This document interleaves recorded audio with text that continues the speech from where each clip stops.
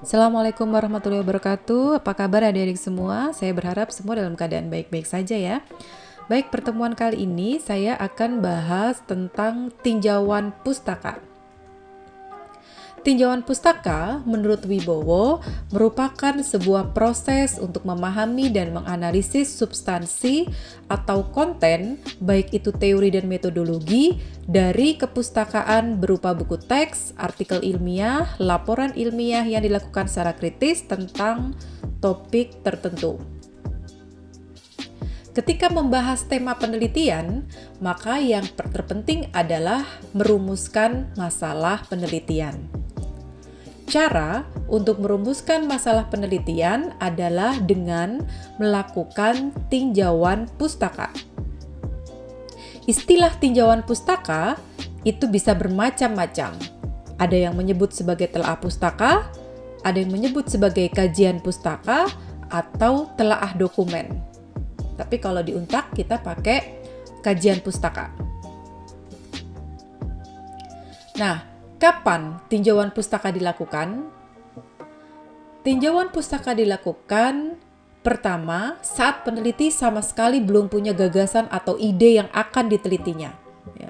Jadi kalau masih ngeblank, Anda cuma punya satu tema gitu ya, silakan Anda melakukan tinjauan pustaka. Tinjauan pustaka juga bisa dilakukan sesudah peneliti menyusun masalah yang akan diteliti. Bagaimana mendapat tinjauan pustaka yang berkualitas? Pertama, peneliti harus menanamkan budaya mencatat dan mendokumentasikan literatur yang diperoleh.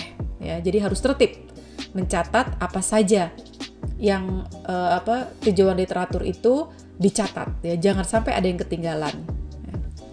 Peneliti harus menyusun daftar sumber pustaka yang didapat agar tidak menyulitkan dalam menyusun daftar pustakanya ya. Jadi nanti di akhir kan ada daftar pustaka ya.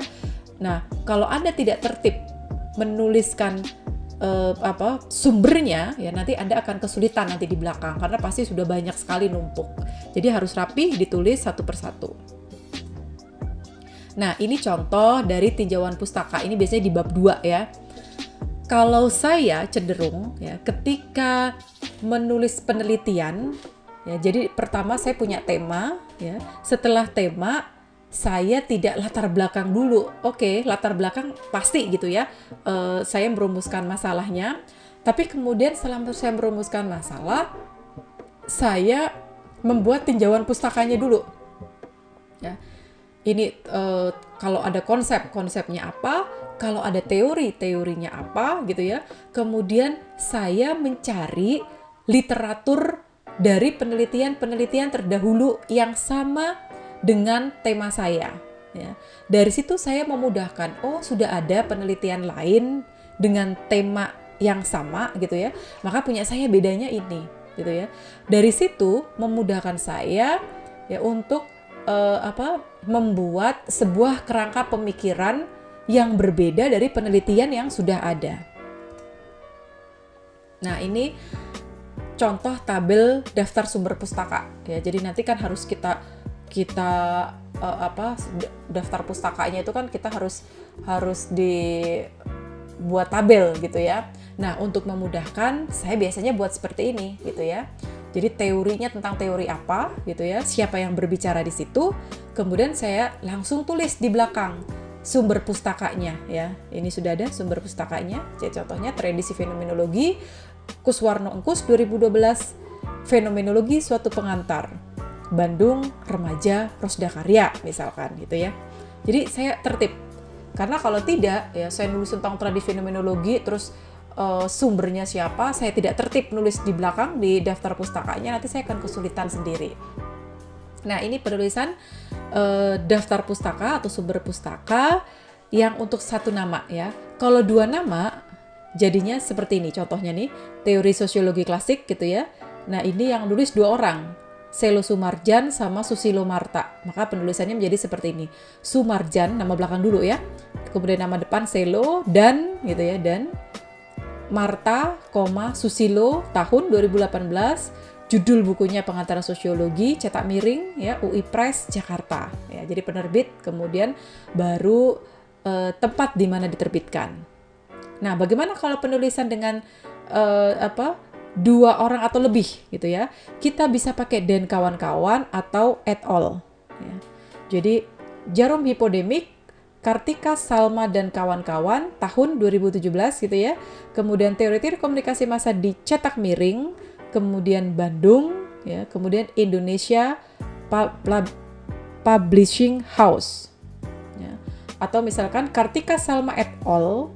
Tahunnya 2017, teori-teori komunikasi massa, Bandung, Indonesia Publishing House. Nah, misalkan seperti itu.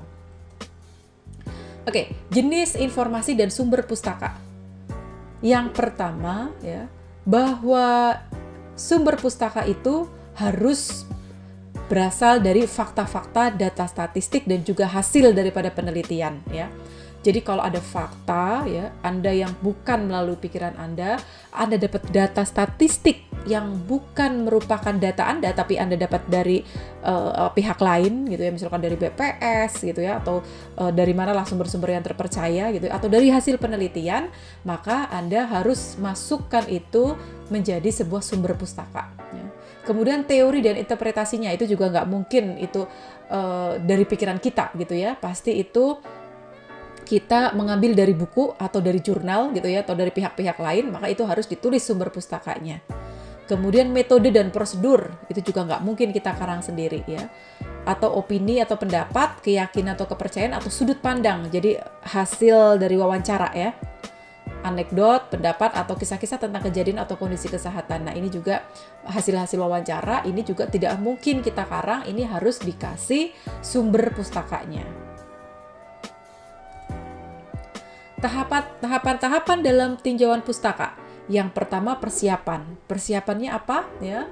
Kalau sekarang mudah persiapannya, Anda tinggal mencari gitu ya, mencari keyword-keywordnya apa ya. Jadi kita persiapkan, nih saya mau meneliti tentang ini, keywordnya apa, kan tinggal googling ya. Langsung pada tahap kedua, mencari dan mencatat. Ketika sudah dapat ya pencariannya, Anda catat. Oh ini masuk, ini tidak, ini masuk, ini tidak gitu ya.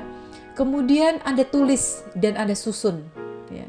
Anda tulis dan Anda susun, mana yang tepat, yang tidak tepat tidak usah dipakai gitu ya, disusun. Kemudian Anda selesaikan ya. Jangan lupa ketika Anda membuat tinjauan pustaka, maka ada sumbernya ya. Sumbernya dan juga ada daftar pustakanya di belakang. Ya adik-adik, itu tentang bagaimana penulisan kajian pustaka atau tinjauan pustaka ya. Jadi harus jelas ya, harus jelas di sini sumbernya. Jadi jangan sampai nanti Anda kena plagiarism ya, atau dituduh sebagai plagiat gitu ya.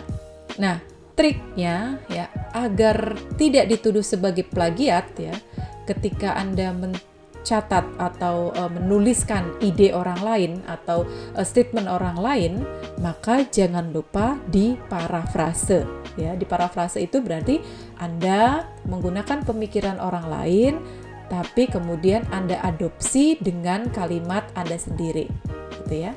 Baik adik-adik, saya pikir sudah jelas ya tentang bagaimana tinjauan pustaka.